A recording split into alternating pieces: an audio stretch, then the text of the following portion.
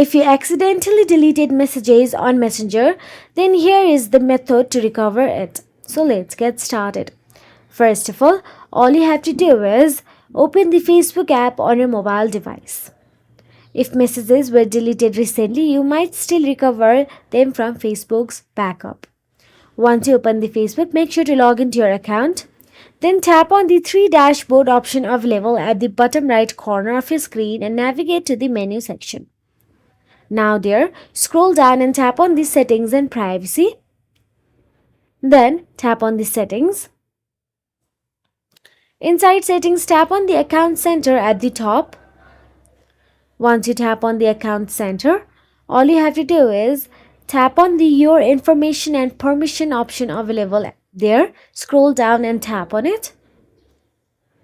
Once you tap on the your information and permission, you can see download or transfer option available there. Tap on it again.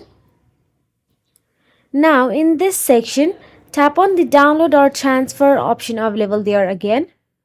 Now tap on the specific information option available there since we are only downloading the messages.